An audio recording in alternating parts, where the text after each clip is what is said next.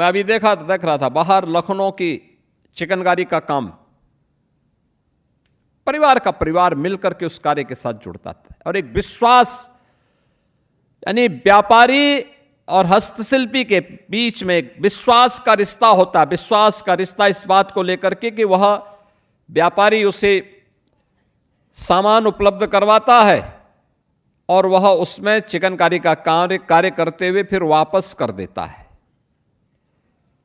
पैसे का कोई लेन देन उस समय नहीं होता। जब एक बार वो अपना हिसाब रखता है, एक समय वो आकर के उसका पैसा देके चला जाता है। बाराबंकी, अंबेडकर नगर,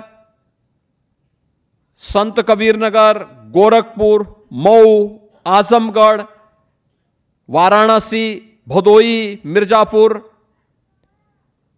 यानी ये सभी क्षेत्र हमारे ऐसे हैं जिन्होंने अपनी उत्कृष्ट हस्तशिल्पी के माध्यम से, कारीगरी के माध्यम से यहां के उत्पाद को वैश्विक मान्यता प्रदान कराई।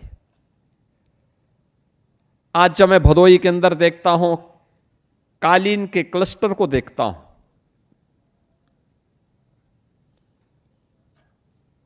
2017 के पहले ये मृत प्राय सा हो गया था।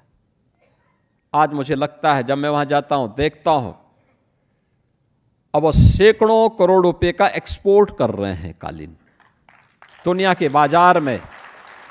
और याद करना, जब देश की नई संसद बनी, आजादी के अमृत महोत्सव के अवसर पर बनी हुई भारत की नई संसद में जब कालीन की बात हुई तो कहीं विदेश से नहीं मंगाया। मोदी जी ने कहा नहीं, भदोई की कालीन लगनी चाहिए। भदोई की कालीन लगी थी।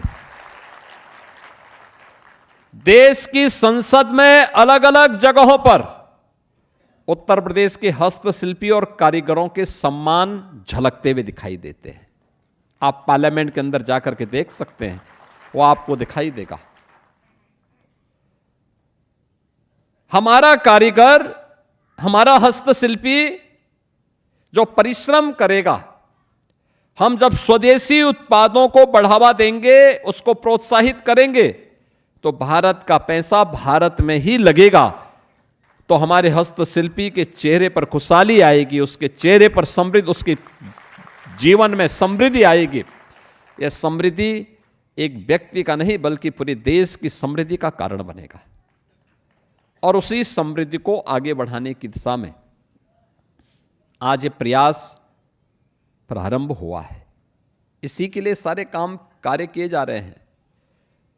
हम लोगों ने भदोई में भारत सरकार की मदद से, प्रधानमंत्री जी की प्रेरणा से, वहां पे कालीन का एक एक्सपो सेंटर भी बनाया है।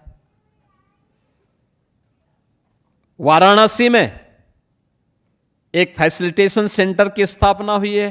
टीएफसी का ट्रेड फैसिलिटेशन सेंटर वहां स्थापित हो चुका है। वहां के उत्पाद को वैश्विक मान्यता मिले, वहां के सिल्क क्लस्टर को वैश्विक मान्यता मिले। वाराणसी से लेकर के आजमगढ़ तक वह पहचान मिल रही है। अन्य क्या सुविधाएं हो सकती है? टेक्नोलॉजी के लिए, डिजाइन के लिए, पैकेजिंग के लिए, एक्सपोर्ट के लिए, मार्केटिंग के लिए क्या कुछ होना है। सरकार इसके लिए पूरी प्रतिबद्धता के साथ कार्य करती है, क्योंकि ये हथकरघा मात्र हथकरघा नहीं है, ये भारत की आजादी का एक शस्त्र है। भारत की आजादी के आंदोलन को एक नई ऊंचाई प्रदान करने वाला मंत्र है।